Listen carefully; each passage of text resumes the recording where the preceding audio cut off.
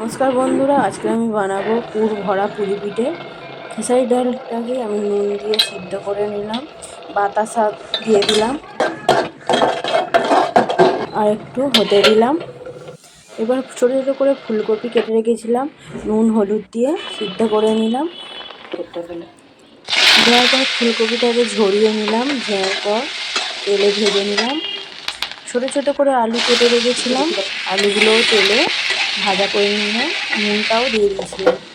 তেলে তেজপাতা, এলাচ, আদা বাটা, জিরা বাটা, হলুদ গুঁড়ো, লঙ্কা গুঁড়ো দিয়ে ভালো করে কষিয়ে নিচ্ছি। সম্পূর্ণ নিরামিষ হবে রান্নাটা। টমেটো কুচি দিয়ে দিলাম। এরপর আলু, ফুলকপি ভেজে রাখা দিয়ে দিলাম, সেগুলোকে দিয়ে ভালো করে কষিয়ে নেব চাপা দিয়ে দিয়ে।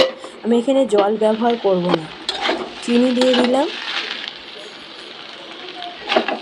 ভালো করে ডাল ঘাঁটাতে ঘেঁটে দিলাম। ফুলকপির তরকারিটা হয়ে গেছে।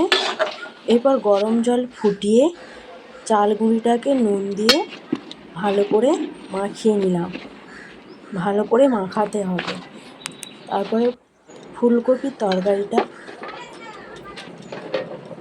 পুর খুলি করে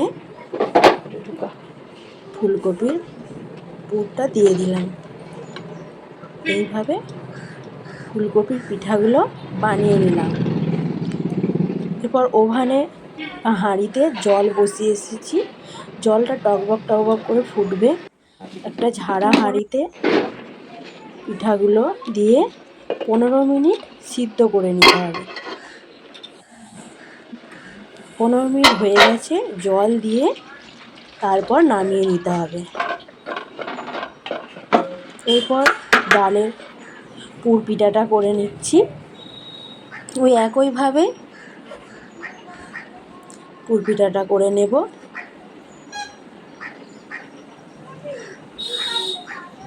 ভিডিওটা আপনারা শেষ পর্যন্ত দেখবেন। এই একইভাবে ডালের পুর পিঠাটাও করে নিলাম। এরপর নারকেলটাকেও একইভাবে বানিয়ে নিচ্ছি।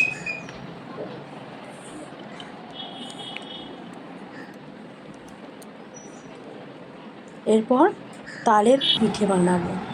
প্রথমে চাল গুঁড়িতে তাল দিয়ে নুন দিয়ে মাখিয়ে এই একইভাবেই নারকেলের তালের পুর পিঠা বানিয়ে নিয়েছি। এই একইভাবে আপনাদের ভালো লাগলে লাইক, শেয়ার, সাবস্ক্রাইব করবেন।